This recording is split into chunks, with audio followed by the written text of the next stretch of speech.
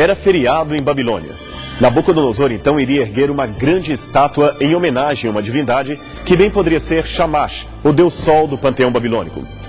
Em virtude disto, todos os políticos, magistrados e oficiais que trabalhavam para o governo deveriam vir à capital para participar da solenidade pública conforme a determinação real.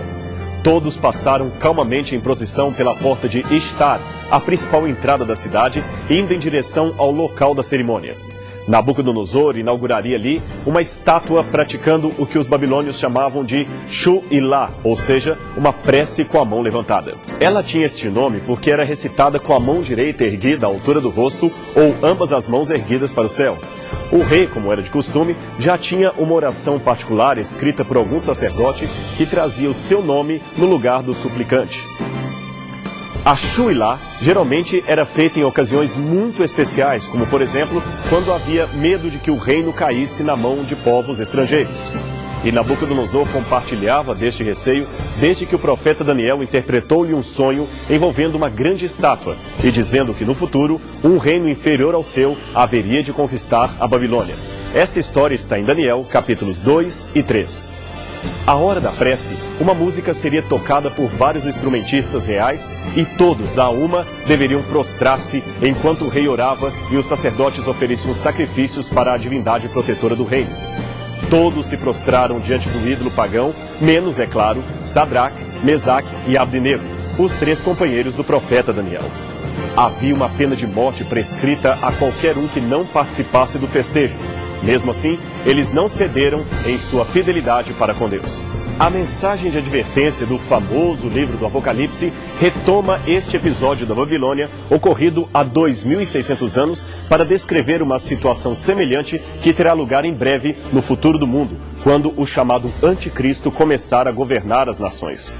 Diz o texto: "E foi dado ao dragão, figura mitológica para simbolizar o maligno, comunicar fôlego à imagem da besta, símbolo apocalíptico do anticristo, para que não só a besta falasse, como ainda fizesse morrer todos quantos não adorassem a imagem da besta."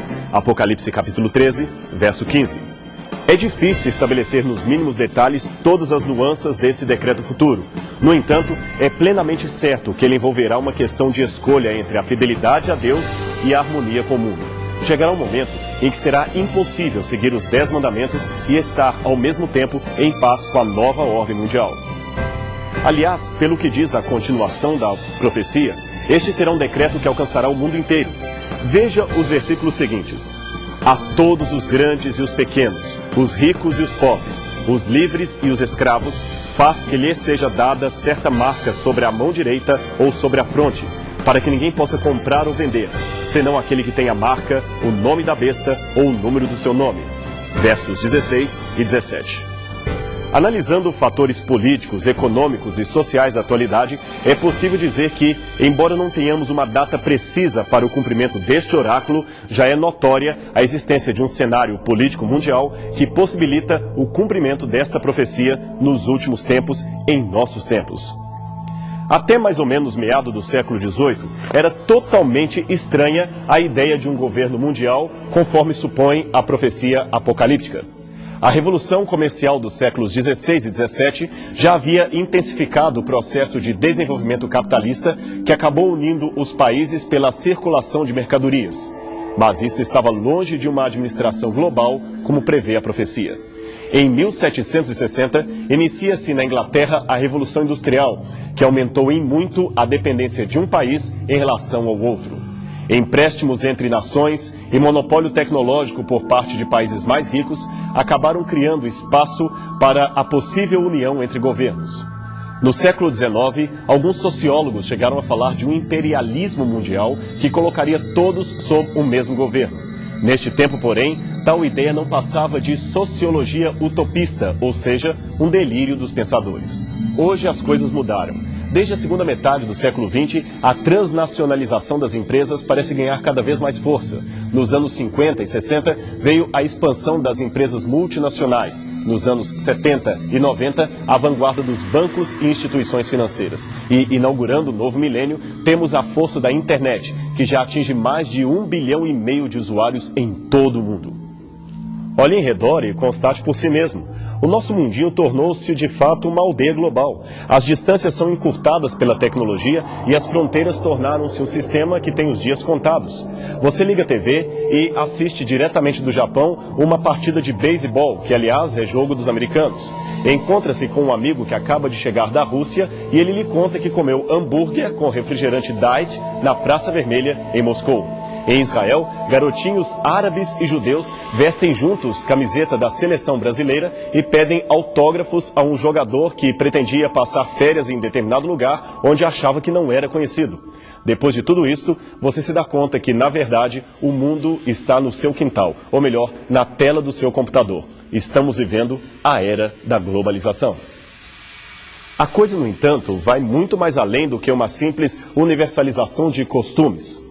No mundo civilizado, aprofunda-se cada vez mais a desigualdade entre países ricos e pobres, países bem ou mal desenvolvidos. Intensifica-se a competitividade comercial e, com isto, aumentam-se os riscos de desemprego, crise econômica e outros fatores. Quem não se viu ameaçado por um crash econômico ocorrido na Europa ou nos Estados Unidos? Quem não teme ser vítima da queda de uma bolsa de valores em outra parte do mundo? Ou ainda oferecer para a herança de seus filhos um planeta morto em consequência dos crimes ambientais cometidos por todos os países? No mundo globalizado, todos ficam vulneráveis à informática, ao ritmo das bolsas de valores e outros fatores atuais. Aliás, atualmente, são negociados mais de 1,4 trilhão de dólares em ações internacionais, onde o investidor de um país leva o seu capital para outro país estrangeiro. Entre 1984 e 1992, o fluxo internacional de bens e serviços saltou de 3,5 trilhões para 7,5 trilhões de dólares por ano, um crescimento sem precedentes na história econômica mundial. Dentro desse contexto, se um país se isola ou dita suas próprias leis, pode ser excluído por outras economias e perder os capitais, informações e tecnologias vindas de outros países. Aliás, foi exatamente esta situação que acabou derrubando gigantes independentes como a Rússia e todo o conglomerado que perfazia a ex-União Soviética.